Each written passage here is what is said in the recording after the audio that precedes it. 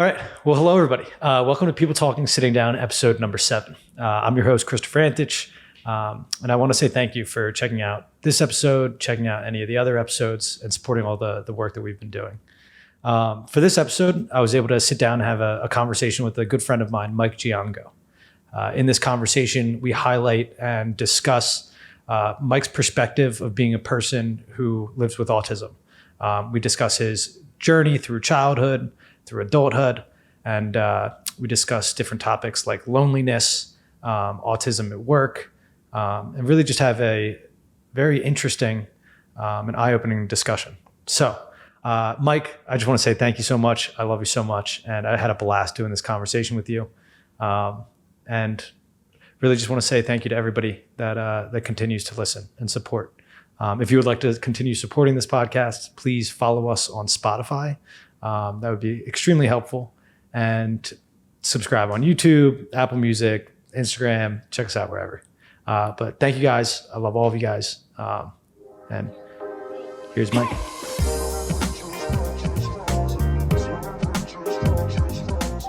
I want to preface this conversation with a warning that we will be discussing difficult and sensitive topics throughout this episode. Terms or topics we use or discuss during this episode may be viewed as inappropriate if viewed or listened to out of context. This podcast focuses on the past, the present, the future, and our ever-changing reality. My hope is, always has been, and always will be to continue to grow, learn, and change. I believe that when we stop changing, we die. And therefore, it is likely, if not guaranteed, that in the future, parts of this conversation may not age well. I know that and accept it. From the bottom of my heart, I ask for your acceptance, for your kindness, your understanding, and for your time. For I'm a flawed human interviewing flawed humans, searching for answers to questions that I know I may never find. Welcome to People Talking Sitting Down. I hope it's worth your time.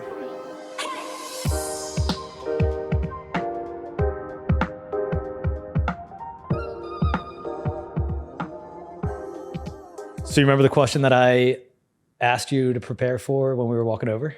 I do. Yeah, so that's going to be like the new question for, I guess, the intro question, the icebreaker question. So if you were an animal, what animal would you be and why? This is actually an easier answer than I thought it would be. I would be a dog because I think 1, they're the most adorable creatures. 2, they're full of love. And 3, they receive a lot of love in return. So that's a very easy one. Give me all the love and allow me to spread all the love back. That's a good way to put that. That's spot on for who you are as a person, who you are as a friend, and who you are in your family as well. And that's something that I've got. That's going to be our wrap-up question. Is talking about your family, but just to kind of introduce you. And I usually do an introduction, I cut it differently than I do here. But just so the audience knows, and anyone who's listening, that you have been one of my good friends since high school, ninth. I was in 9th grade. I think you were a senior.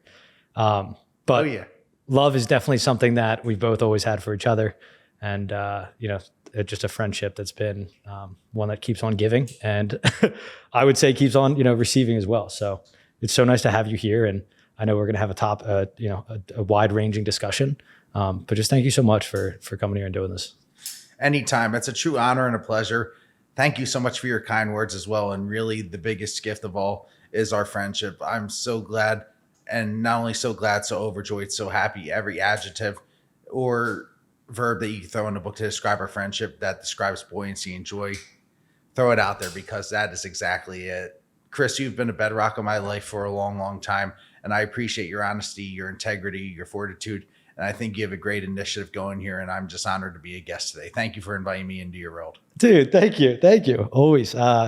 Yeah, I usually get sappy towards the end of these things, but honestly, this is one conversation where I'm usually a little nervous for these conversations. I've been more excited for this one more than anything. I think I probably asked you about this before I don't know if I had even recorded any episodes, but you were one of the first people that I thought of that I was just like, dude, again, as we were talking when you got here, I just want to get inside people's brains, how they work. And the beauty is that I think that your brain works differently.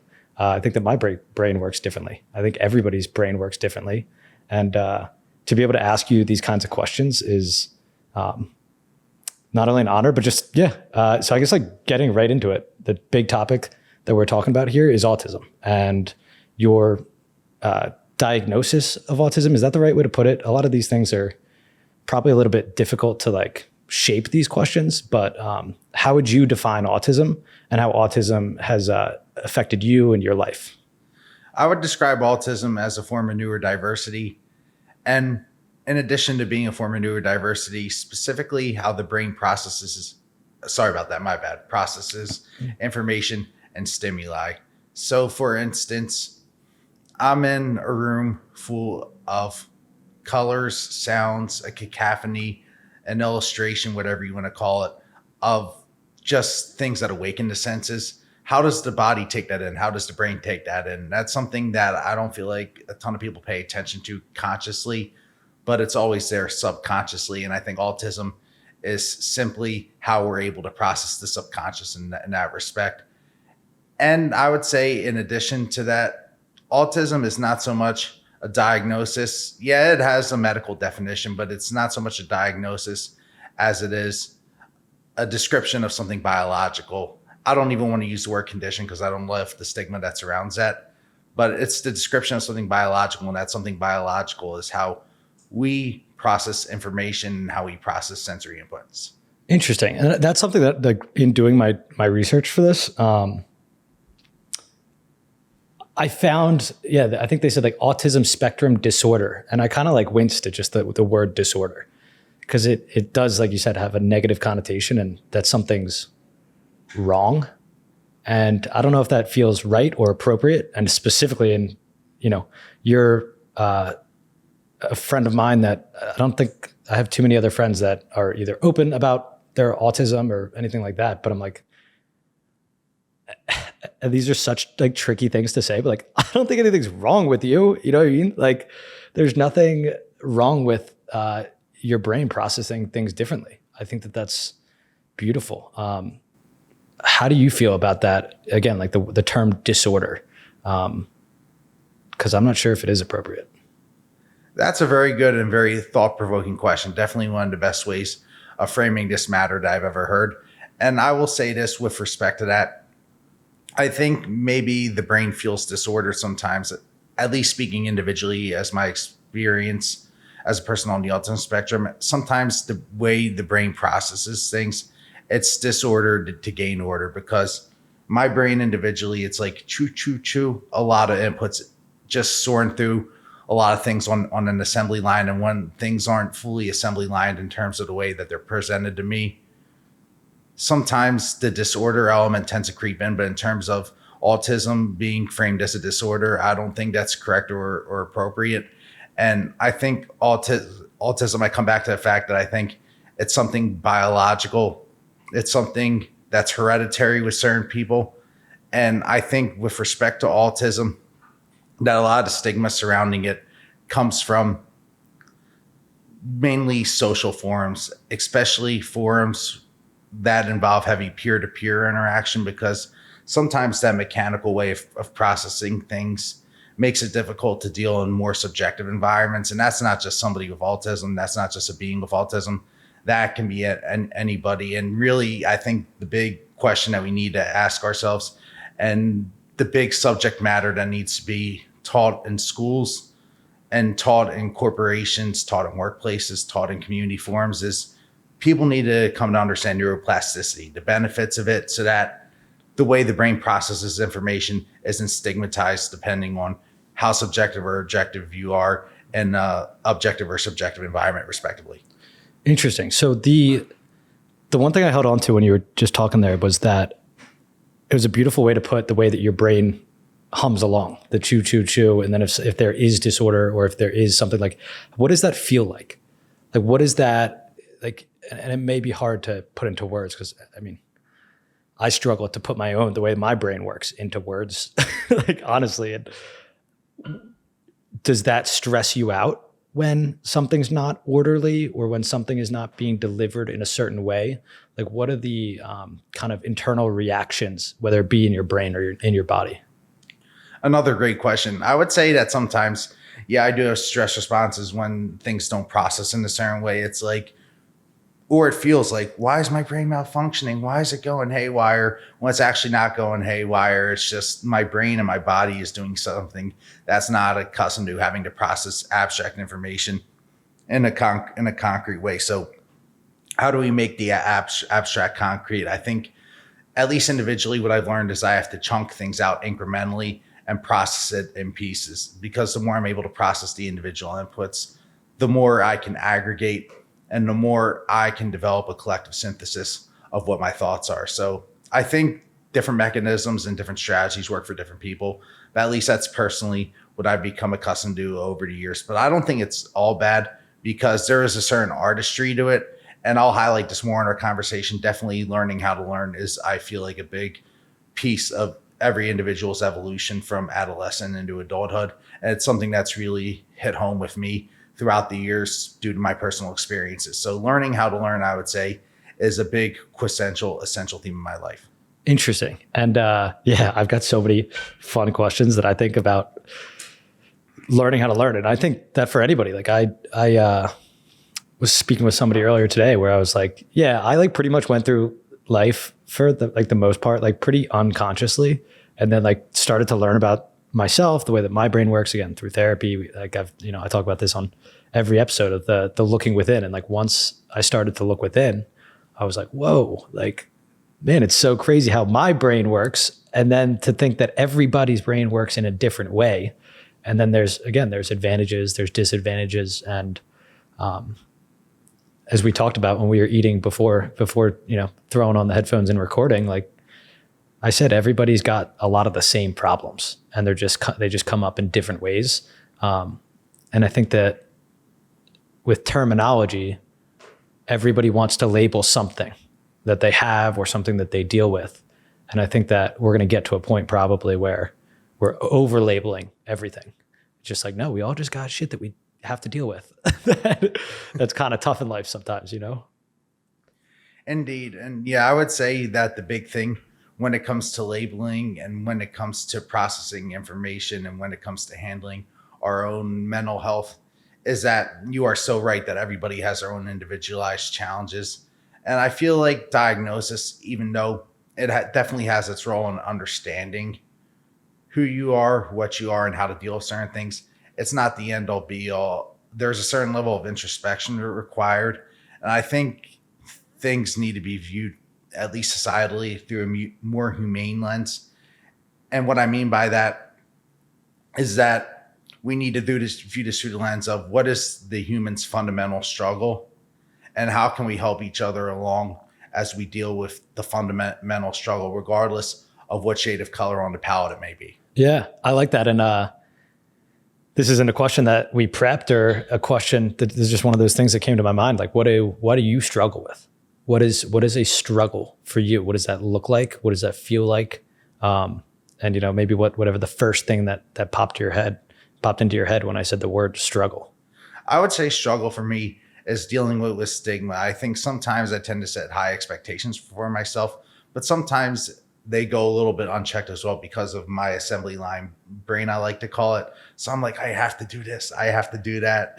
And then I have to remind myself not to be my own worst critic, not to judge myself without mercy or hold myself at such a high standard at times. Sometimes it's okay to let the subjectivity and the art breathe. And then externally, I would say stigmatization in certain environments. Discrimination happens not because certain individuals are bad people at heart, or not because the environments themselves encourage evil or anything of the sort.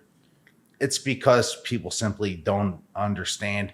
And when you don't understand, your inclination is to tap into your primal impulses. So I think societally, there needs to be a greater dialogue and a more education-based approach to social situations, a greater dialogue around social situations and education-based approach to social situations, and not necessarily how you handle them, but more what are our base instincts in social situations? How does the brain and the heart process information and emotions? And what can we do to make 2 and 2? Actually, no, not 2 and 2. I'm going to use this instead. 1 + 1 = 3, because 1 + 1 = 3 is thrown out as essentially an encapsulation of spirituality. And that is honestly the ideal that interaction should be striving towards. Not, am I a part of this clique? Am I a part of that clique? Not, I have to do this, I have to do that, even though there's a baseline of respect and etiquette. Obviously, it's 1 + 1 = 3. How do we reach a common ground? And how do we, again, going back to what I said before, amplify our common good? Yeah. it's funny when, have you ever seen the movie Cool Runnings, the Disney movie about the Jamaican bobsled team? A long time ago. So this is such a guilty pleasure. That is my favorite movie of all time. It's not even close. It's like my comfort movie. I don't know what it is. I love that movie. And one of the characters, Yul Brynner, says in it, he says to Junior, the smaller guy, he says, people don't like what's different. They're scared of what's different. And I think that kind of, as you talk about stigma, that's something that people, I think, don't, and I only say this because I have worked, and continue to work through this, but like understanding people's differences. Different is, I guess that's what's something I want to highlight so badly in this entire medium, is like different is okay. Different is good in ways when we like embrace it and celebrate it. If we were all the same, wouldn't that suck? Like, I think that there's such beautiful, I don't know, parts of all of us, and they're all different. But is that, have you had to deal, can you talk about that? If you don't mind, like, Of course. dealing with anybody's judgment or stigma, or one of the questions I had in here, it was just about like bullying in like a younger age. Like, did you ever feel different? Did you ever sense that? Like, when did you start kind of thinking about these things? So I would say that honestly, it's hard to put a time frame on it, but I can say from a general standpoint that I did deal with discrimination, even within my own family, certain social groups, even medical professionals on top of that too. I'll give you one anecdote. I'm not very much into like naming names or anything like that, because I don't think that's conducive to the point of this discussion, but I'll give you one anecdote to show the gaps in education I feel like that were present then and still exist now. When I was diagnosed with autism, and this is the only time I will use the word diagnosed, but I just use it here because it's relevant to what I'm saying and this specific component of the discussion. Yeah. When my parents heard about my diagnosis, the one doctor said, he'll never talk, he'll never live a functional life, he'll never love. And the whole never love hit my parents hard at that time. It hit me hard hearing it after the fact, years later, and it still resonates because it just goes to show you, and it's not so much about how closed-minded people are, it's about the considerable education gaps that exist. And I would say the considerable education gaps that exist were a big reason for a lot of the discrimination and the stigmatization I face. Not, like you said, people being scared of difference, not knowing who they're dealing with, what they're dealing with, and they like to fit everything into a box. Whereas it's just a matter of understanding that brains aren't a perfect hegemony. It's how do I process, how do you process, and how do we meet each other on a common plane? And I think, again, coming back to that prism of education, I think that is so important. And I think there's been considerable advances made in that respect by many organizations, locally, regionally, and nationally, and also individuals that have done a lot of great advocacy work. But I still think that there's a lot of work to be done outside of certain initiatives here and there to really highlight the importance of education to not only neurodiversity, but to amplifying every person's social being. Yeah. Interesting. Sorry. I just like literally, I couldn't even control myself when you said not able to love. Oh, it's understandable. You're walking love. You just are love. It's another thing, as you had asked me before we started recording, about like what I've learned from doing all of this. And that's one thing I've learned too, is like the more conversations I've had, the more forgiveness and understanding and empathy I have for the way that we used to do things in a lot of ways, and for the way that people are still trying to figure things out. I don't agree with all of, again, like certain, ways that people approach these topics, but like we're all just trying to figure it out. And maybe that doctor was trying to do their best with the tool. Like I say, like the tools that they had. I've mentioned my uncles before on this, in these conversations, and they're like, yeah, we couldn't talk about any of this. There was no way to do it. You couldn't even talk to, like, there's so much stigma around guys just talking about their emotions, let alone any kind of differences, just anything they couldn't talk about. So it is, I'm so glad that like we live in the time that we do now, where people are trying and people are, continuing to make progress at having these conversations, I guess. Yeah, and I would say that we definitely have a lot to celebrate. It's not all negative by any stretch. And I'll even highlight some individuals and organizations that are doing great work on this front. But there's a lot to celebrate because education's our greatest ally and love is our greatest superpower. And melding those two together, we're capable of great, great things. Not only great, great things, life changing things, life affirming things, and things that evolve our world to something spiritual beyond the physical. So I would say that there are a lot of great individuals, a lot of great organizations, and a lot of great entities that certainly deserve to be highlighted. And I think what we need to do at the end of the day is really celebrate the essence of life, which is our diversity, which is our ability to connect the dots on a spiritual level with others and within ourselves. And we need to celebrate the fact that our imperfections make our hegemony. And coming back to that concept of hegemony, yeah, our brains aren't a perfectly assembled hegemony, but it's the imperfections rather that create a hegemony. And that is what we need to aspire to as one species and as one group of humans. That's beautiful. And that's beautiful without me even knowing what the word hegemony means. So I would be Googling this right now if I was listening. So could you tell me what that word specifically means? I would say hegemony is, I would say more or less a union of things and perfectly blended union of things. Maybe that's not the right way to frame it, but that's always how I've understood it. Hegemony to me means unity, and it means not perfectly assembled, but a well-formed and a smoothed out unity. Nice. I like that. Now I can mix that into my bag. But so at what time, like that you said, and again, getting away from the word diagnosis, or when did this start becoming, I guess, a thing in your life, for lack of better words or terms? Like, was there, in elementary school, were you learning differently? Were you learning to learn differently? What did that time frame look like? Because my next follow-up questions are going to be all about how you learned and what you learned, and the I don't even want to say differences, but the unique abilities and also the unique challenges that anybody with autism may face.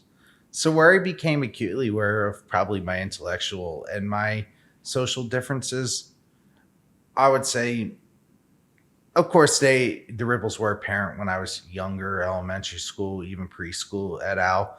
But it really came to me in 7th grade when I started to realize that, hey, there is more that I could be doing for myself socially. I don't say that negatively, but I'm like coming at it from the standpoint of, I want more socially, I want more friendship, I want more companionship, and I want to be doing things differently. And I don't want to say I woke up to the fact that I had challenges socially and with respect to processing information, but I started to understand myself a little bit more. Then, yeah, there was some heartbreak along the way.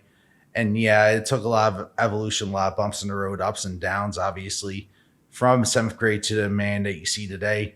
But I would say that knowing is the first step of any journey. And I'm tying a lot back to education, both subconsciously and consciously. But I do really feel that that's so important. And I'm not saying that for just a grandiose or institutional sense. I'm saying that from the standpoint of, you need to know yourself and be able to embrace your own journey and to allow the journey to play out the way it's going to play out. So I would say that with respect to the challenges I faced, there were many, of course, but ultimately they were learning lessons that built resilience, and they were also further introspections into how people could be, and into the fact that even though at our best human beings, we are capable of approaching spirituality and art in terms of how we engage each other, there are certain aspects of this world that are nasty, that are brutal, and you have to avoid them for your own sake and for your own health and wellness and overall ability to grow. What did you learn from those challenges? What did you learn from those painful experiences? And in that time, how did you feel about it? And in, again, as you mentioned, being, growing into the man that you are now, how do you reflect differently today?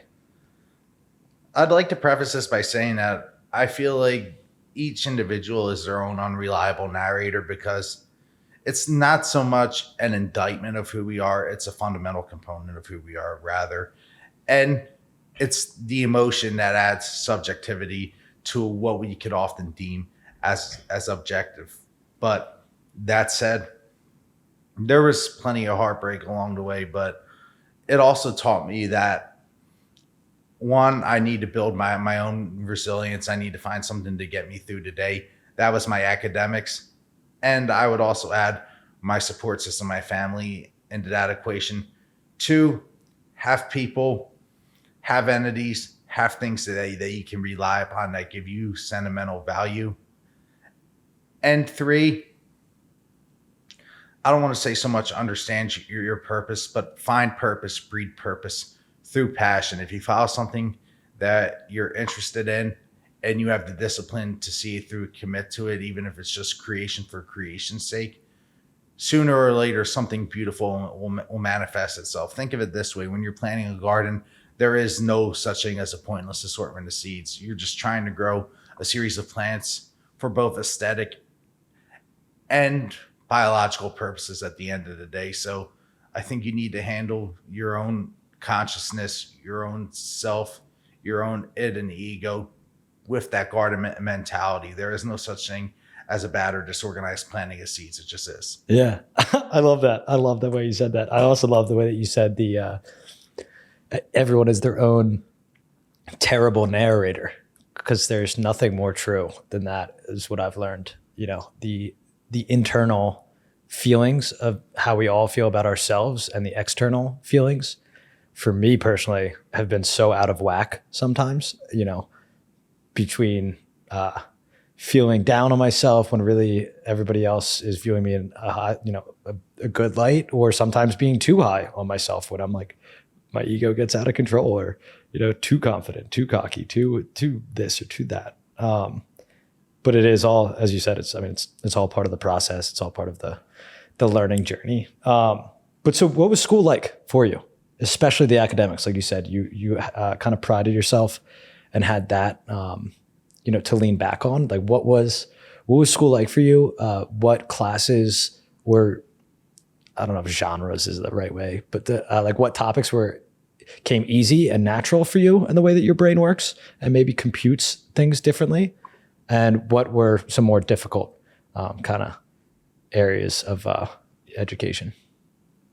That's a great question, because honestly, speaking of being my own unreliable narrator, sometimes I tend to remember my schooling in terms of emotions rather than experiences. But I would say, in terms of being grounded in my experiences, school, I generally did very well overall academically. And I would say it is definitely something I pride myself on. Definitely channeled my energies and worked hard on it. But certain academics were easier than others. I would say academics that were pretty orderly, like math, or even certain segments of English, I did very well with. But if it was something that was a little more abstract or required more manual, tangible work, like being in a lab, something of that nature, even physical activities like gym, those are things that I often did struggle with because of motor planning challenges, and also because it took time for me to build the confidence in myself to know, hey, this is out of my comfort zone, but there's no reason I can't see this through. Yeah. It's funny. As I mentioned, like the way that your brain, I just remember, this is like, maybe this is a story that I just in my head was stuck, but like, I remember whether we were in the same lunch or whenever this happened, but like you were able to look at a serial number on a water bottle, and then like 30 minutes goes by and it'd be like, oh, Mike, what was that number? And you remembered it. I was like, I thought it was magic. but I would assume that that's, again, like, as you're talking about the way that your brain processes things, that might be one of those things where like would it be memory? Would it be something like, is that organized a certain way in your head? Like, how does that kind of topic for you, numbers, order, how does that come easier? Why does that come easier? If you can even put it into words, because I don't even know how to ask the right question. And I even struggled to understand that for years. So we're definitely in the same boat there. But I will say that my brain, I tend to interpret things in terms of patterns and in terms of groupings. I think that's one technique that's really helped me throughout the years. I'll give you an example. NFL playbook. You have like your West Coast, your Earhart Perkins, your Air Coryell systems. Shanahan is in vogue these days. So you have all these different playbooks, but they need to be framed as languages. And I'm like thinking to myself, looking at some of these things, spoiler alert, I'm a huge football fan. I look at these playbooks, I'm like, how do they pick this all up? And really the thing is you got to break it down into patterns. You got to break it down into certain groupings of words, because really our brains are trained. I don't want to say trained, maybe that's not the proper word, but our brains have an inclination for processing language because it's the most base form of communication outside of body language, verbal language that is. And I think being able to translate those language in terms of grouping, syllables, words, patterns, I'm just trying to find the right way to say this, but it's really, I don't want to say my superpower, but something that I've become really in tune with over the years in terms of that quest of learning how to learn. Yeah. Finding patterns and finding groupings of things, and then just building memorization, building knowledge based off of that. It's like a pyramid almost. Stack.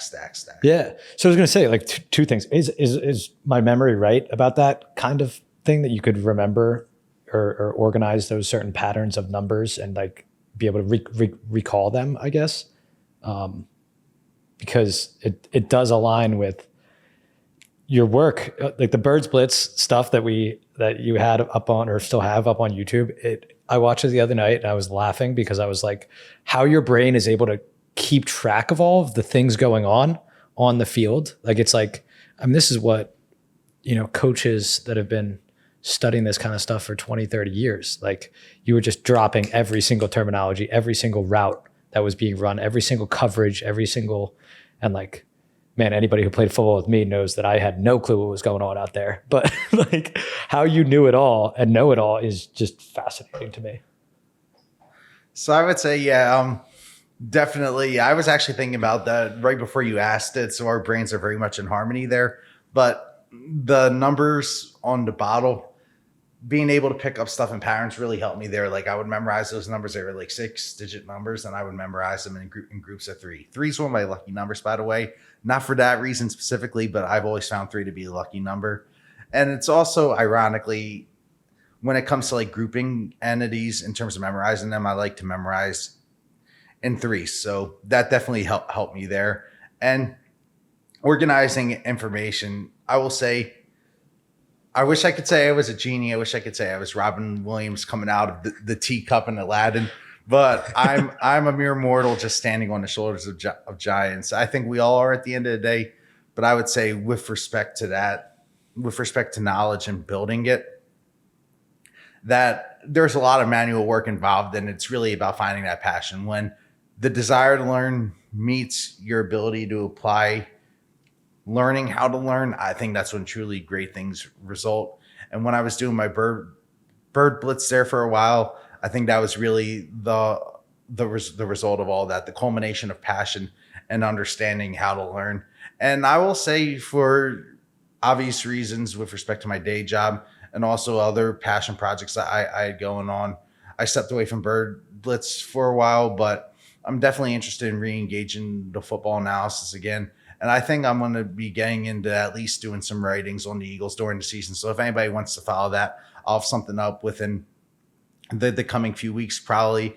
And I invite you all to check it out. So yeah, definitely learning how to learn and passion. It can be a beautiful marriage.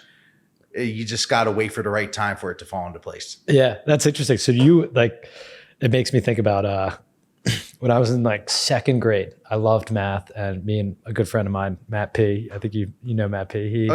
We like competed in our math class, and on our, like, we were just like always going back and forth. And it was like such a funny thing thinking back all this time. But I had a teacher, her name was Mrs. Newswanger, and she understood. I had her too, no joke. Yeah. So she understood that clearly Matt and my brains were working differently with these numbers. We were like we had a passion for them. So she, even at that age, set us up, and I'll never forget this, to like, we were also big baseball fans. So we would follow the Phillies, and we do all these different math problems with batting averages and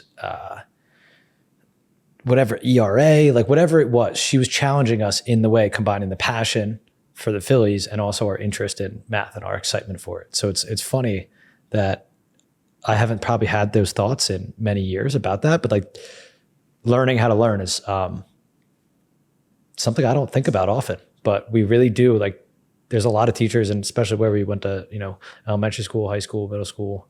I think that there's a lot of teachers that really cared about teaching each individual how to learn a certain way, whichever way fit them best. And I feel very lucky for that.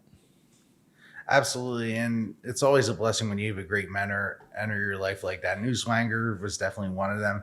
And absolutely, there were a lot of great teachers along the way. If nothing else, I had a wonderful support system in place, both academically and at home. And I thank the mentors I had along the way, my family, and all the beautiful humans like you, my friends, for just guiding me, guiding my compass, guiding my soul, and helping me understand who I am a little bit better. Because come back to that concept that we're each our own unreliable narrator. Sometimes it takes the external to even you out. You can't put an overwhelming amount of precedence on it, but you do need to give at least some credence to it.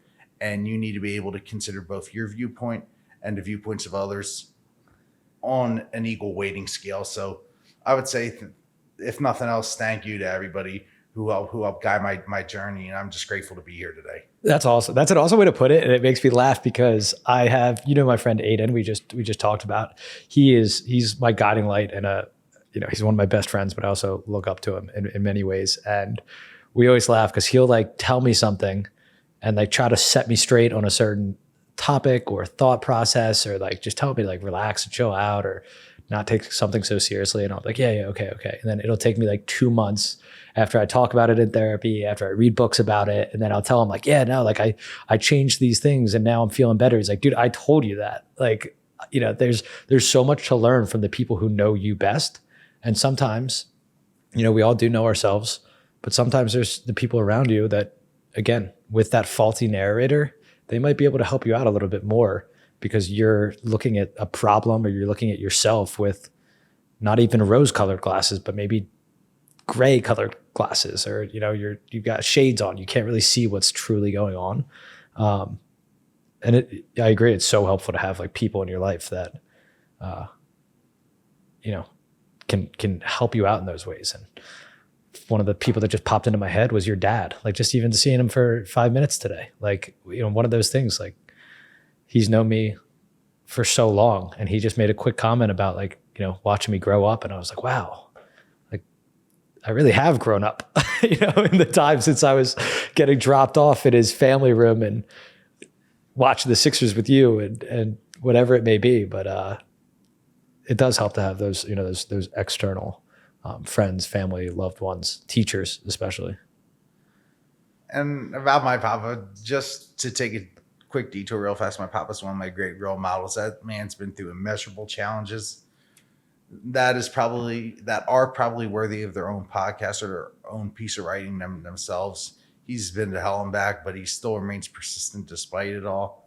And he's built oodles of wisdom and a titanium armor of love, and he impacts those around him in such a grand way now. The evolution that he's undergone as a human being has been transformative and awe-inspiring to watch. And if you're listening to this dad at this very moment, I love you so much, and thank you for everything that you've done for me. That's awesome. I love him too. And I like the way that you put it, the love that he has for the people around him. And that's one of the things. There's a few people in my life that when they talk to you or when they tell you something, they make you feel like you're the only person in the world. They make you feel so loved, so cherished, so important, and so seen, heard, and understood.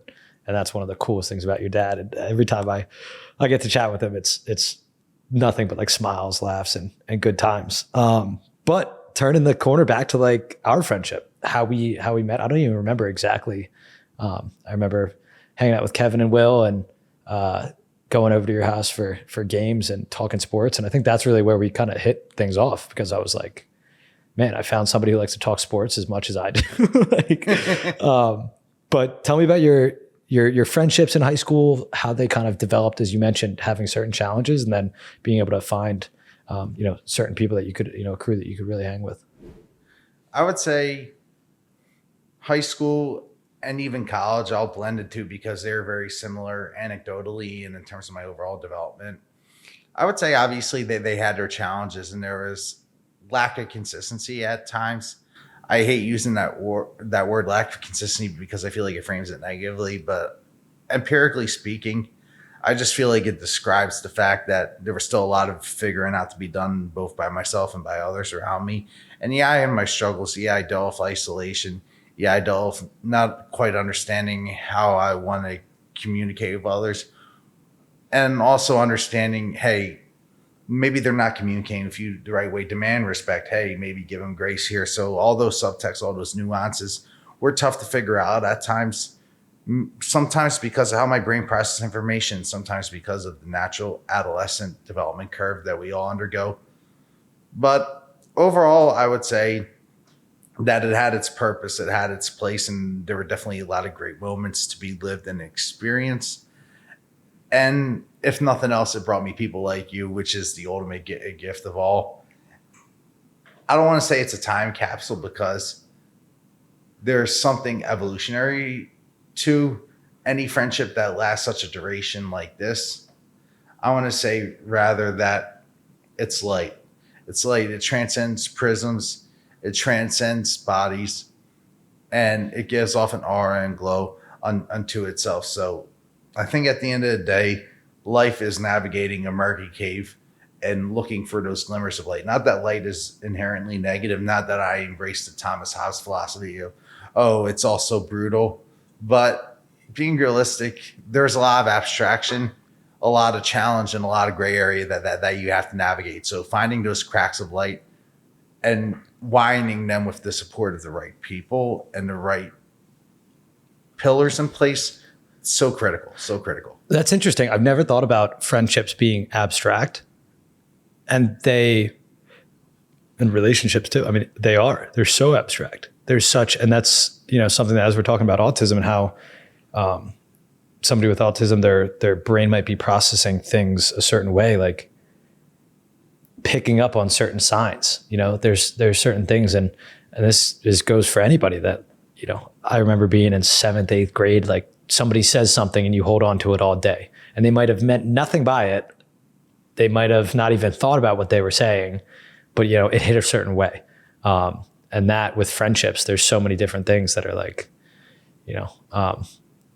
perhaps a lot of people like overthink these things.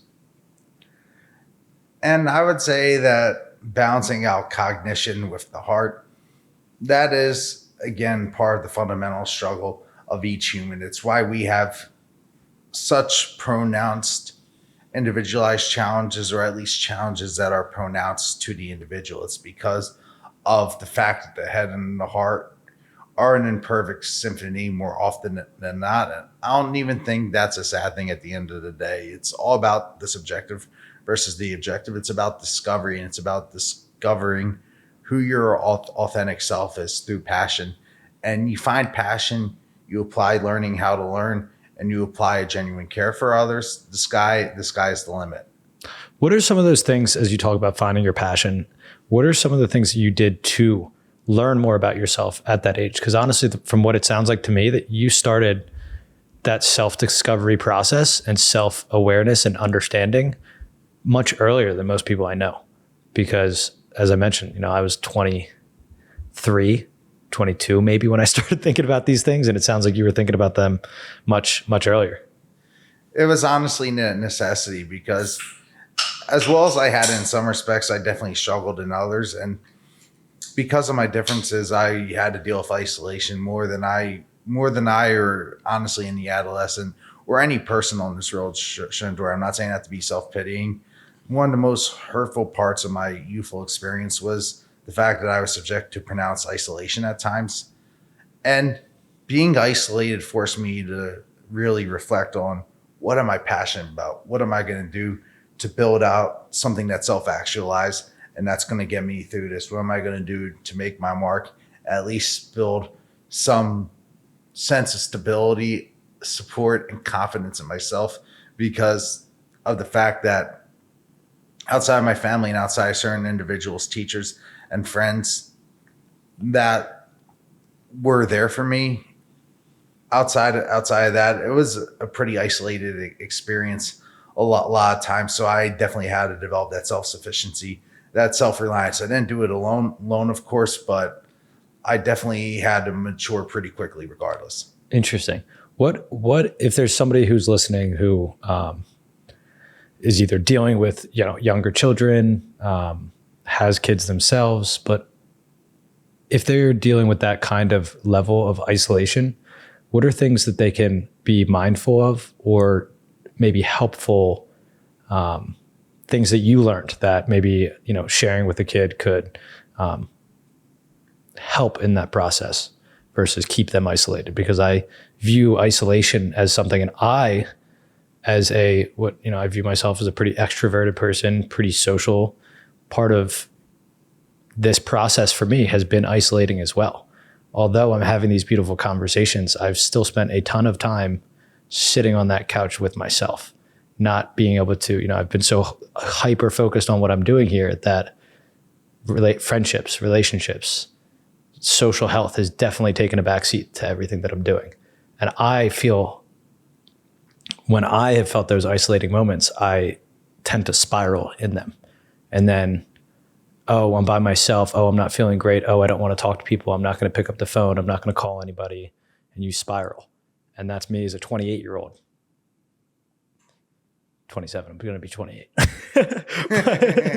I lose track of my age sometimes. More often I like doing it too. Yeah. But and that's still a struggle as an adult. So anything that either you learned that might be able to help somebody who's 14, 15, maybe even younger, that's dealing with that level of isolation? So I think the first thing would be is find something that you're passionate about and that genuinely makes you happy. So that could be painting, that could be writing, that could be hanging out with family, that could be exercise. Find something that makes you happy, and don't just do it because, hey, I got something to prove. Do it because it's your time for yourself and you matter. So engage something that makes you, that makes you happy. And that is intellectually and emotionally stimulating, physically too. I would say the second thing is educate yourself. I would say rely on the mentors around you, rely on your family infrastructure, and rely on the resources that you have in this information day and age to find out more about, hey, why are things like this? Why does isolation occur? And I think having that information is empowering, because in life, sometimes we tend to internalize being our own unreliable narrators, and we tend to assume it's our fault that things got this way. Lord knows I've done that myself a ton of times.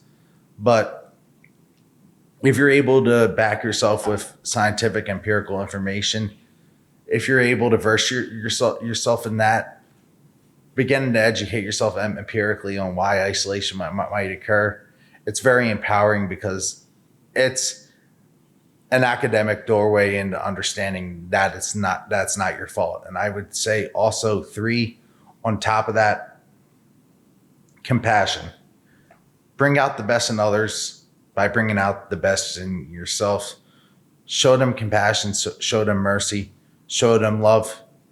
I'm not saying to allow yourself to be walked over by the genuinely bad people that are on this earth, but show mercy and love to the people that may not have a normal baseline of malicious behavior. Show mercy and love to the people that act because they're trying to blend in. Show mercy and love to the people that maybe don't know any better, because there is no specific one root cause for why a segment of people or a segment of things are or occur respectively the way that they do. So I would say show compassion to yourself and stimulate yourself through something academic, physical, and just overall euphoria building. 2, educate yourself, and through education, you will come to understand that at least on the academic level, it's not your fault. And then 3, do good for others and show mercy to others. And ultimately, the head and the heart will catch up, and you'll realize, hey, I can make an impact. Hey, this realm, this world we live in is more subjective than I realize. And hey, there are bad people, and deal with them accordingly, of course, but there's more good than there is bad. And allow yourself to feel and realize that by projecting good and passion into the universe around you. Do you think that, and this is totally talk about subjective, total opinion question here, but do you think that we as a society have gotten more empathetic or less empathetic? And I ask that because if you turn on the news and read any kind of social media, anything, you would think that we've gotten more and more divided and more, and more judgmental, which I'm sure, on the ends of the spectrum, there's people out there who, make the most noise, get the most light in those kinds of areas. But do you think that we've gotten more empathetic towards each other?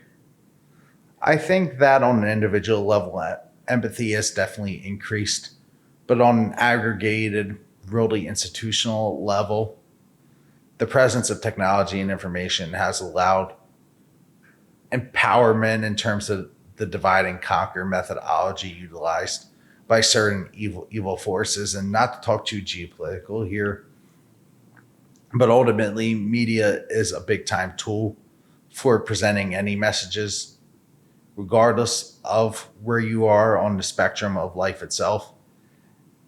And I think the big threat that we need to watch out for, honestly, is not so much disinformation, even though that is a challenge, that is a problem in many segments of our country and the world. We need to realize that whoever controls the message, that doesn't make them king baker. We have beautiful and often unrealized individual capacity to do good, to do great, actually. And I see that individualized capacity around me pretty frequently. But the individual capacity too often becomes overwhelmed by the people and the institutions that fancy themselves kingmaker. And I think we need to view society less in terms of hierarchy and more in terms of, hey, we are individuals just trying to find our way. And of course, it takes individualized education, individualized empathy. And more importantly than that, it takes absolutely conscious effort to be able to make your own judgments and to realize that we are each our own unreliable narrator, coming back to Concede again, and to not defer to one source of information or one person as the baseline for everything. So what do you think that education looks like? Because that's something that I struggle formulating my own opinions on, is like, oh yeah, like how do we, talk to kids, or how do we do this, or how do we do that? It's like, we can barely get these concepts as adults, and perhaps kids are a little bit more neuroplastic and their brains are a little bit more malleable to be able to understand these concepts. But like, how do you, I know that there's these like challenge days now. I'm trying to think, like there's things like in college, we did like the Best Buddies program. I know that there's like different age groups, like like when we always did in elementary school, like the fifth graders working with the first graders, like whatever that may be. Like, how do we, and this is, I don't even know what the answer is, but how do we educate kids on accepting and understanding people's differences? I think that there needs to be less of a standardized approach to education. I think we need to approach education on an individual intrinsic level, making sure individuals understand how to learn and calibrating information, presenting and distilling it in a way that's compatible with how each individual learns how to learn. I think that's step one. I think step two, obviously, is to lead with empathy and lead with genuine care. And I think step three is to not rely so much on aggregation as a source of truth, because masses can lie. Weatherman can say we're getting a snowstorm and barely snow and he comes. Just because it's a recognized baseline by many doesn't mean it represents all. So I would say that it needs to be individually focused. It needs to be driven by empathy, and it needs to be driven by people and institutions that are capable of their own judgments. Interesting.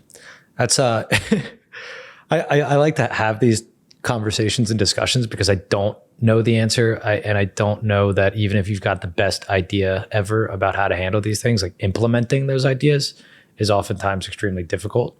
But the way that you just kind of answer that question made me think like, hopefully maybe technology, AI, whatever it may be, is able to individualize teaching in a certain way. Oh, this is how this one kid handles certain things.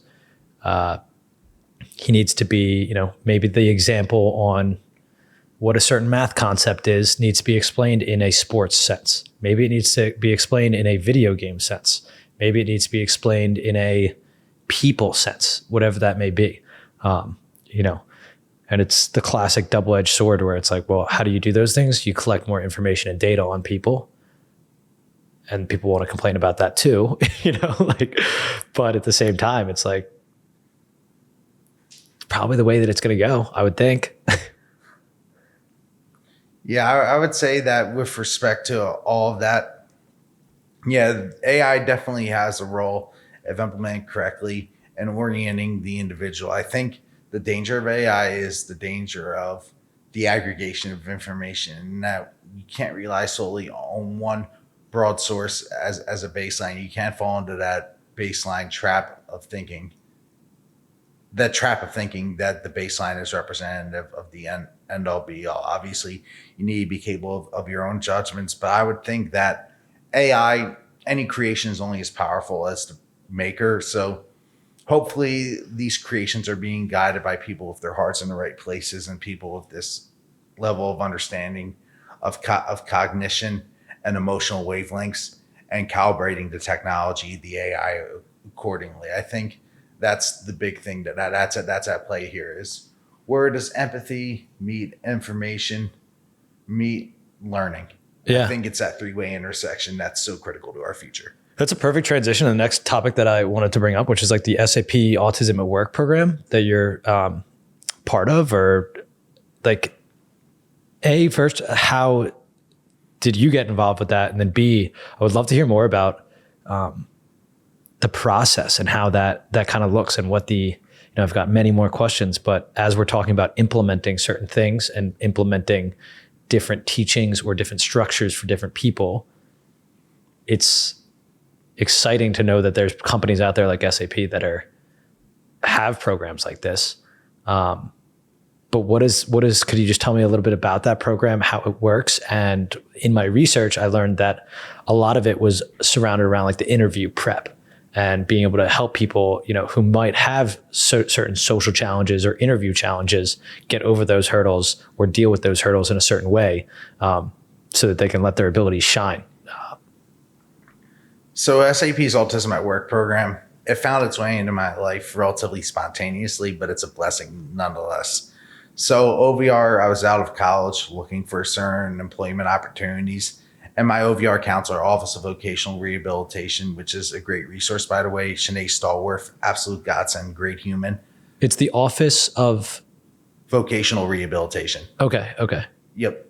Pennsylvania government institution, but definitely an awesome support, an awesome resource for anybody seeking jobs, regardless of who or what you are. And Shanae Stallworth, my counselor, who was an absolutely indelible, awesome resource, awesome human, was like taking a look at certain roles for me coming straight out of college. And she said, hey, this role might fit what you do, and it might be something that you might take an affinity to. So I looked into SAP's Autism at Work program, did some research, applied for it, was accepted into a program based on my math and physics background straight out of college, and met a lot of great people along the way. And I really liked the way that they tested us initially. We were being indoctrinated into the program, into SAP. What they did is they tested us cognitively. They tested our ability to problem solve, and they tested our ability to work individually and in teams. So it was holistic, but it wasn't overly stressful either. They did things like having us build Lego technology and also code certain Arduino robots. And they had us do it in ways where we had to figure out how we would work most efficiently and how we could highlight our own individual strengths to be able to deliver an outcome, very much simulating what you deal with in a professional workplace. And then the other part of it, as you acutely touched on, was the interview prep. And I think one of the most indelible memories I have from that time was the interview that I did with Jose Velasco, who works in the Autism at Work program, was the global head for SAP in the US, still does a lot of things on the corporate side, still very active in the program. One of the best humans I've ever met. I absolutely love Jose. And if he's listening now, I hope he realizes this. And I'm sorry, my bad. No, you're good. Yeah. I guess the words tripping up just goes to show how much you care about a person. Sometimes, at least that's what I like to think. Yeah. Just simply put, Jose's a man, great individual, does a lot for the neurodiverse community. And it's good for, honestly, it's good for those people to have an understanding of the impact. That's something that I've, learned here too, is that a lot of times we don't have the space or the place to tell people so directly the impact that they've made on us. So it sounds like, that impact that Jose's made is lived on within you. And if that's the way that you feel, I'm sure that there's hundreds of others. It's an absolute blessing of a program, and he's a wonderful individual. And the memory that I have of him is the way he guided the interview. It was so casual, so unintimidating. It's just like a coffee chat, or even like the chat that we're having today. You and I. It was professional, yet there was a human understanding, and that really set off the light bulb in my head. Like, hey, this can be done in a very humane way. This doesn't have to be result, assembly line all the time. And then that really began my professional journey. I parlayed my work at Autism at Work program seminar, the initial introduction that we did with the testing and building the robots and having those individualized challenges. Parlayed that into an internship at SAP, met a lot of great people and mentors along the way. I wish I could shout them all out on this podcast, but it suffices to say that's a really great infrastructure group of people who have guided my journey immensely and do a lot of great things for the neurodiverse community. And it just goes to show you that harmony can exist in the workplace and in society itself. And it's not as simple as all people pulling towards a certain goal. It's just treating people with decency and understanding that our neurological differences aren't an impediment. Rather, they can be calibrated and amplified if we have the emotional and intellectual understanding to do so. And then bring it to today, where I'm going on my 5.5 years at SAP, or roughly 5.5 years in my full-time role as a data analyst of sales pipeline. My team is outstanding, and I work with a lot of great individuals on an international team.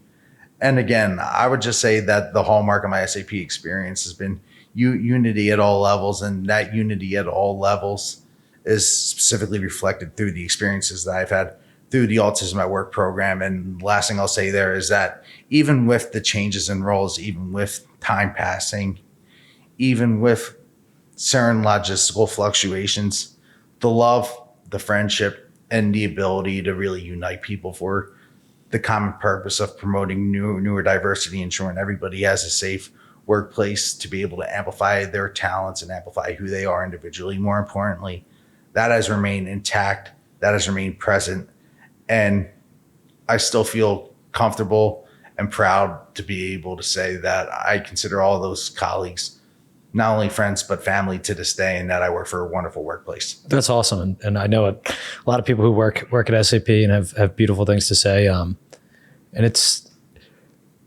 not surprising. It's, I laugh because the more comfortable you make your employees, the more productive they're going to be. I mean, so it's like, it's pros all around. Obviously, business is business. Companies want to make money. They have to make money. They've got to, especially public companies, take care of their shareholders, whatever that may be. Like, at the end of the day, the more excited that your employees are, the more happy that your employees are, the more productive they are, the more joy that they bring to customers, colleagues, interns, superiors, whatever it may be. It's something that seems so kind of like a no duh type thing, where it's like, I'm sure and I know that they're leading the way in that, in that area, but there's also a lot of different things. Like, what are follow-up questions I have is like, what are the advantages in the work world and what are some of the disadvantages of the way that your brain works? Because as you mentioned about processing all these things, like I imagine numbers, like I open up a spreadsheet and I might throw up, like I think that there's certain things that just for certain people, like, those things scare me, but I would imagine that that's your bread and butter. I would say advantages are definitely being able to handle orderly tasks and being able to approach things in a very, I don't want to say regimented, but detailed manner. Being able to see that third dimension of whatever tasks are presented to us and whatever challenges are presented to us. Ironically, the reason that we struggle is sometimes I don't want to be representative of everybody on the autism spectrum or everybody who's neurodiverse, but at least through my own experience. Yeah. It feels like sometimes that we pursue the third dimension so much, or we develop such an ingrained understanding of the third dimension that sometimes we need to course correct and reverse our gears back into another area that requires our attention, at least speaking in terms of professional workload. More succinctly put, be able to handle some of the abstract capabilities and some of the abstractions of our roles. And that course correction isn't necessarily the smoothest process at times. And it's something that's taken a lot of individualized education for myself and a lot of trust and confidence in my mentors and my support system to get to a level where I'm at least functional and capable of that. Because ultimately, professionally, you need to be able to be malleable and to move like fluid throughout the different challenges, the different ingredients, the different components of a workday. So I would say in summation, being able to handle orderly tasks, but also remaining flexible enough to be able to handle abstractions, I would say are respectively the strength and the weakness of myself as a neurodiverse individual, at least coming to my own reflections based on that. And I think that's really how I've come to process the foundational tenets of my work experience. I feel like I'm a better worker because of it. I feel like I'm a more empowered worker because of it.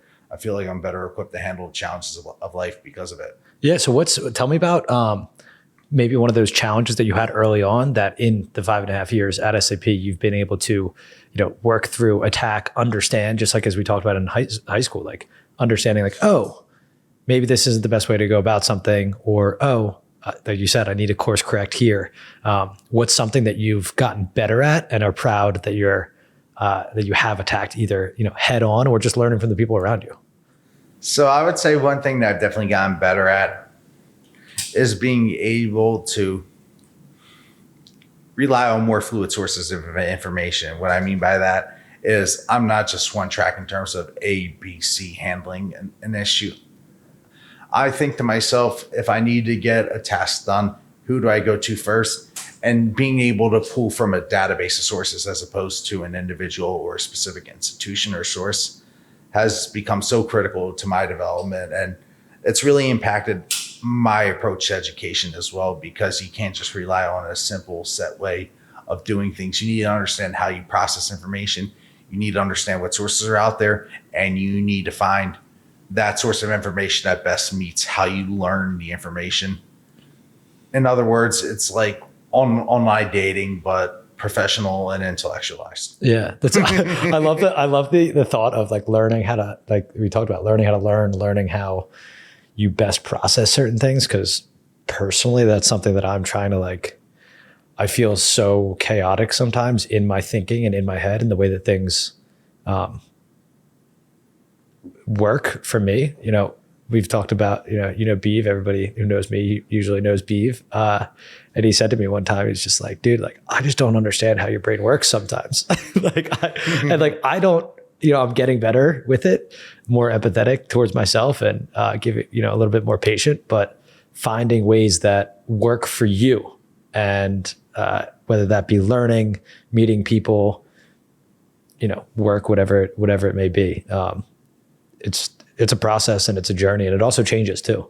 I think that in different phases of life, different things happen, and something that I've been thinking about randomly lately, not for any reason specifically, but how your life changes when people have kids, how their thinking changes, how their focus changes, how their learning changes, how that opens up a new kind of section of their mind to be able to learn in a different way, process in a different way. So we're all just, like you already said, we're beings that are continuing to grow, learn, and change. And that's something that I say in the introduction to these podcast episodes, because it seems like a constant evolution. And although certain areas of life need to be static for certain reasons, it's definitely one of my fears. And again, something, I'm working on, and I know a lot of other people are too. But one of the topics that we kind of touched on at the beginning is labeling. And not only, as we already talked about the disorder and things like that, but specifically in the neurodiverse community, what are the differences of different areas of the spectrum? How do people handle labeling certain things? How do you feel about, labeling yourself in a certain way? And really, like, what is changing with all of these labels? Because there are so many. So there's person first, which is I'm a person with autism, and identity first, which is I am an autistic person. I think this is a more subjective discussion than a lot of people realize. My personal preference has always been person first, because I'm a person with autism. I just think it makes logical sense in terms of the fact that this is a biological trait, more or less a pathological trait, autism. But I can definitely see why some people may prefer identity first as well, because autism, it is one's identity at time. I don't want to say at times, but it can be one's identity if you're willing to embrace it again. And it goes back to that subjective realm. It's really, one, how comfortable are you with the concept of autism? Two, are you comfortable with being labeled as an autistic person or embracing who you are as an autistic person? And three, do you like dealing in the subjective or the objective realm? And I think really the answer to those three questions, however your mind sorts through those answers and however you prefer to answer those three questions, that's where the final judgment on identity versus person first language is made. But myself, again, no right or wrong answer, but I'm very much person first. Interesting. Because it's funny, as I go back and forth on my opinions here, is like, the labeling is and can be important, but as you said, like, identity first, could make somebody more comfortable, and it could also kind of let somebody know on the outside of, like, again, maybe they need to be a little bit spoken to in a little bit more of a rigid way to have the empathy for other people, to identify in somebody else. Oh, I know maybe, I know somebody else with, whatever. Because, like, speaking from personal experiences, and I've talked about this before with my sister, Jillian, that, I grew up and she had an intellectual disability. So whenever anybody said something about somebody who's disabled or something, no matter what that would be, just from a young age of dealing with it that closely in my family, it would kind of set off something. Oh, even when I was like 12 years old, somebody has a disability. Like, not viewing them in a different way or treating them in a different way, but just having that extra step of empathy to be able to recognize, like, wait a second. And again, I was a kid, and, like, kids aren't always the most kind or, patient or understanding. But it's something that there's still an importance at the same time, as much as I, run from certain labels sometimes. Yeah, I think the concept of labeling, it's a necessary discussion, but also I think in society, we can have that individual level of confidence in who we are and evolve past the need for labels. I like to think of us all as human beings, and we are capable of both subjective and objective thought. It's just a matter of who's calibrated more subjectively, who's calibrated more objectively. And I don't want to say meeting them halfway, but at least understanding how they perceive the world and working to translate the world through both their lens and your lens. I think that's how we come together as human beings. And I think that's how we come together as society. So I think labeling is important because our brains tend to think in patterns, and they are accustomed to classification. And I think it's important scientifically, but it can't define who we are fundamentally, and it can't define our interactions. Yeah. And it's funny. I try to internally think about why I struggle with these things and why I have the opinions that I do. And something just, again, I've been open about my own label or classification, whatever it wants to be called, but of, complex post-traumatic stress disorder is, I used to say like, oh, I have this. And now I'm trying to start saying like, oh, I deal with this. And I like the person first. I haven't used that yet. But at the end of the day, I still say that for a certain reason, because it makes me feel a little bit more maybe understood, or maybe give somebody else that extra step of empathy. But at the end of the day, I or others could also be comfortable enough to just say, I'm just Christopher.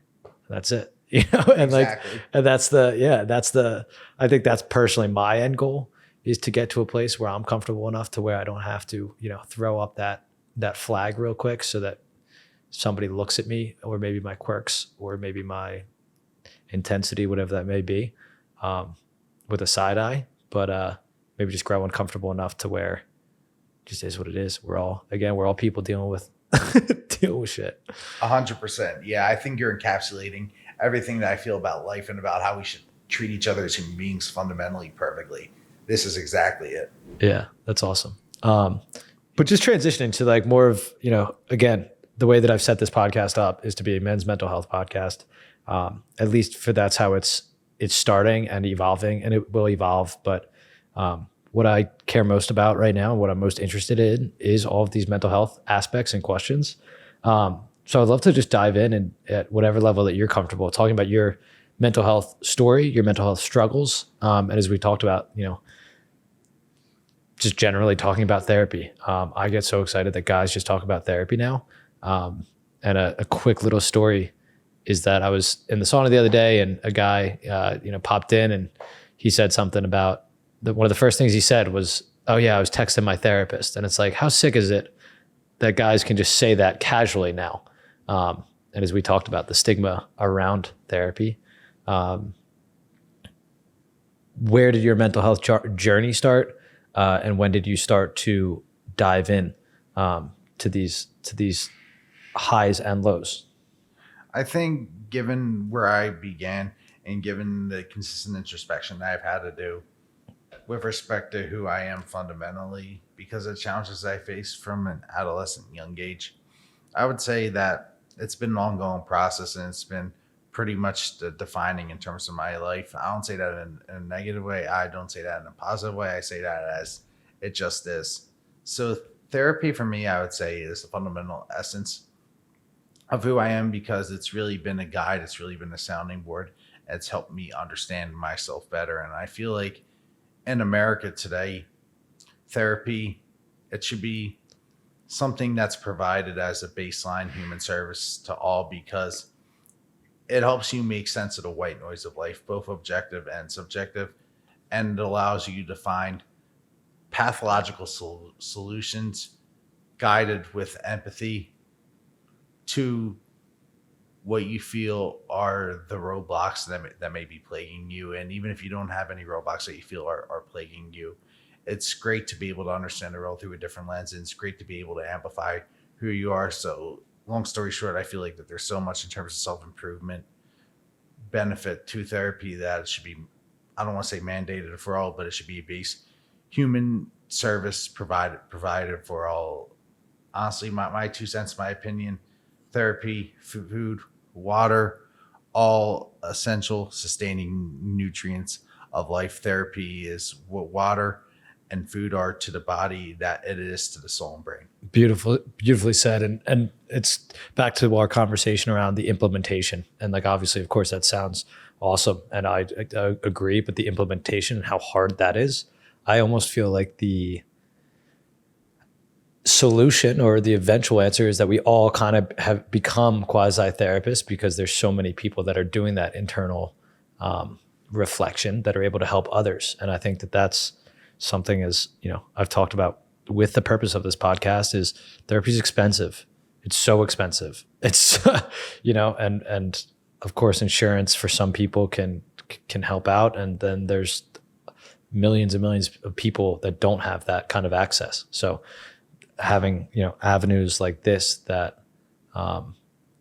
might be able to help get that process started, even if it isn't, in a professional setting, it's at least a start. Because I do agree. I mean, everybody deserves the chance and a space to be able to talk about these kinds of things and deal with these kinds of things. But as far as a way that therapy has helped you through specific challenging moments in your life, and perhaps more of the kind of bigger events, how has talking things out and reflecting on those things with a professional helped you?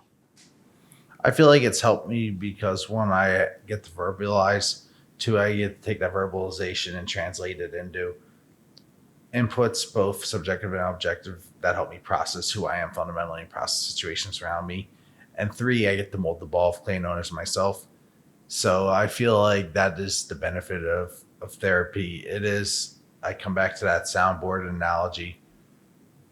I don't want to say sounding board anymore. I would prefer it to be canvas, actually, because Nice. We are honestly all a blank surface, and we have the ability to paint it however we want. But sometimes it takes external forces to help guide that painting. Sometimes it takes external forces to mold that ball of clay, and I feel like that's what therapy is. It's an external force that has unfair stigma attached to it because of the toxic sense of self that persists among many segments of society. Yeah. It's funny with describing it in that way made me think about it as like almost like they help with the stencils, on that canvas, because there's so many times where in therapy it's like, oh yeah, like my specific experience with it is again with cognitive behavioral therapy is showing like, oh, well, there's something here. There's an outline here that you're not thinking of, or you're not thinking in this way. And it's not telling you, oh, you need to think like this, but it's showing you the lines and then you get to color it in. So I like that. I like the blank canvas. And everybody at different times of their life, again, some are scribbling, some are painting within the lines, some are drawing their own lines. But regardless, I find, I will talk about it on every single episode. I find it to be such a fortunate thing in our world today that these things are more normalized. And I laugh because in different ways, they've also been around for thousands of years, I think we've just gone through a weird, time of society, but I'm sure, or as we were talking about the book Sapiens, thousands of years ago, they just had like campfire sessions and stories and different ways of dealing with their internal thoughts or voice. And now we're just doing it, in a more professional setting. Absolutely. And I feel like the access to information is both our greatest strength and our greatest weakness. It's a great strength because we can rely on it to fill in some of those blanks. The danger in it is when we rely on it as the infrastructure that defines who we are, and we lose sight of our identity because we ground it extrinsically. So I feel like information can be an ally, but it's an ally that has to be exercised judiciously. It is both.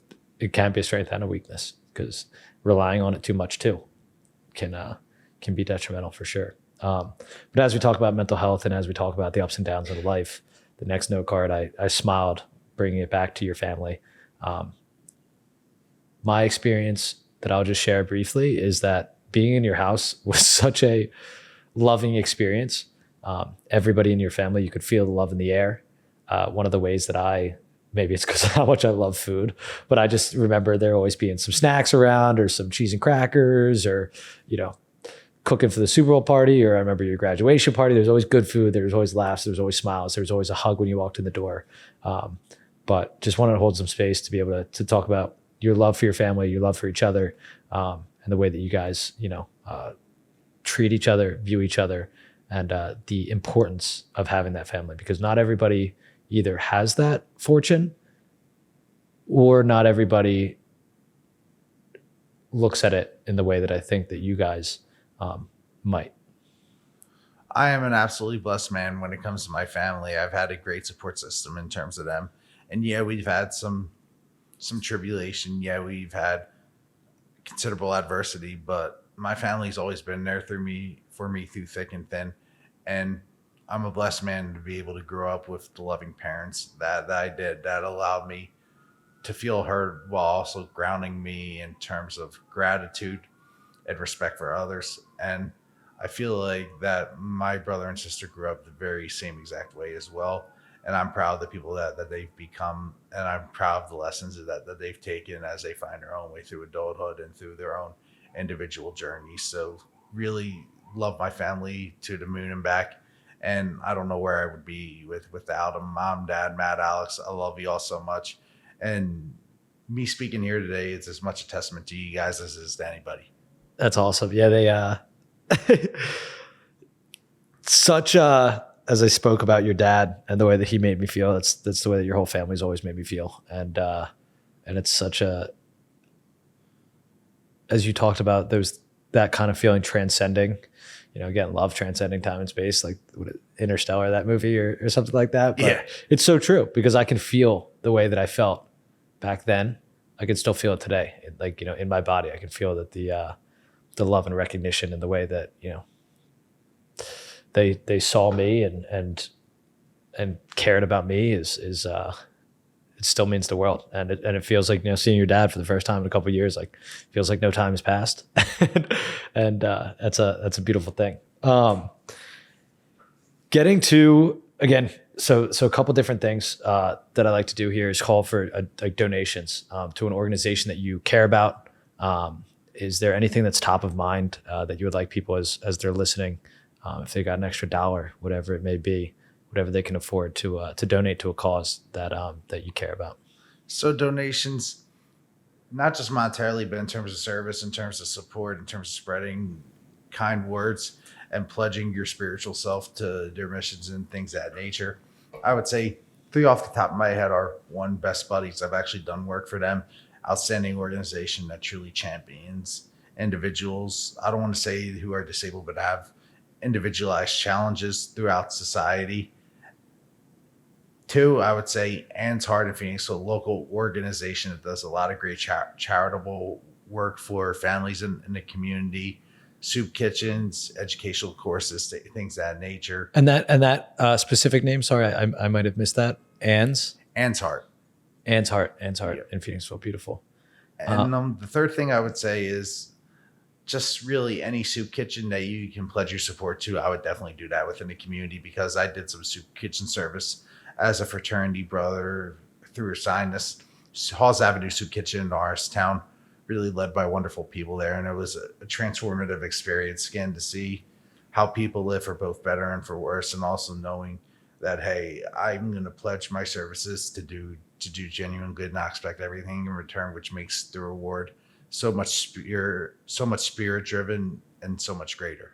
That's sweet. Especially with the Best Buddies, that's the only of those 3 organizations that I did spend any time with when I was in college as well, playing lacrosse. We do Best Buddies, and that experience, I love when it's angled is like, and it's a service to give your time to, but I got so much more out of that. And all of us, the entire team got so much more out of that. Like people would say like, oh, thank you so much for coming. And I'm like, we are getting so much out of this. Talk about pure joy and like love, like that organization, man. I like, it's a good reminder. I would love to get back involved in how do they, anything that they do in Philly. I'm going to be linking as I do in the show notes, but also taking my own time to get back involved with that organization. Cause man, talk about pure love and joy. there's nothing like it. But not only, as you mentioned, donations of, time or money or anything, but what is one main core thing that you want people to walk away from this conversation after, listening to you speak for almost now, probably 2 hours or so? What is one main takeaway that you would want people to leave remembering? If it's okay, I'm going to end with 3 because I think that there's a power to the number 3. Absolutely. A level of spirituality to it too. So I would say that 1, understand how to learn how to learn. and always educate yourself and know how to educate yourself, know how you learn best and challenge your viewpoints. 2, lead yourself and others with empathy. Some of us are subjective thinkers, some of us are objective thinkers. Ultimately, I don't want to say it doesn't matter, but what matters is being a good person. What matters is being willing to understand the world through the lens of others and marry it with your own lens to really create something that's life affirming for all parties involved and for everybody on this planet. I think the most important thing of all, number 3, is to remember that we have the power to create the future that we want to create, both individually and collectively. And it's our choice how we want to shape that future. Do we want to shape that future through education and through love? Or do we want to choose the opposite, defer to aggregation and defer to division because of hierarchical thinking? So I would say root yourself in gratitude, root yourself in love, and root yourself in a consistent desire to learn. It's a lovely way to wrap up. And my last 2 questions are one I said as we were talking in the break is one question that you have for me, and then we'll get to my special question at the end. Right on. One question that I have for you is, I would say, what is the most life affirming component of this experience of your podcast that you've had so far? Wow, that's sick. Life affirming, that it's okay to put yourself out there. That's something that I talk about, where I wasn't on social media for 3 years. I mentioned that a couple different times on these episodes. I was like scared to even put my face out there. I was so embarrassed of myself. And then to be able to just throw, 10 plus hours of conversation out there in a month or 2 of some of, the deeper, more emotional, intellectual side of me. I was so scared of it. And now that I've done it, I love it. It's empowering. But I guess attacking those fears is something that I've learned from this. And, that's a good transition into my final question about fear. So this is one I'm going to try to end on for the rest of the episodes that I record, because I'm interested in everyone's answer. But is your fear of death greater? So are you more afraid of dying right now, or are you more afraid of living forever? I think it depends totally on where you are at in life. I feel like myself, I have plenty to accomplish. I don't say that arrogantly. We all search for our purpose, but me, I'm still looking for how I want to define myself in this world and how I want to impact others. So I would say I'm more afraid of dying now than living forever. But I think once anybody finds that purpose and once anybody realizes, hey, I've completed my purpose on this life, I think living forever creeps into the greater fear, because there's so much that bypasses you: life, circumstance, emotional experiences, spiritual knowledge experiences. And it's not like it has an end so that you can cherish it, but it's not like it has a beginning either, so that you can hold on to it. So yeah, I think living forever, you get caught in the gray area of not being able to truly attach yourself to anything.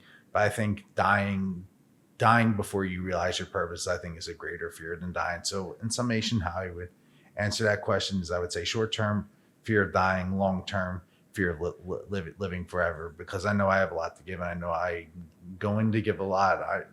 But life itself for anybody is finding that purpose, and I'm excited to find that purpose, know that I satisfy my goal and leave it from there.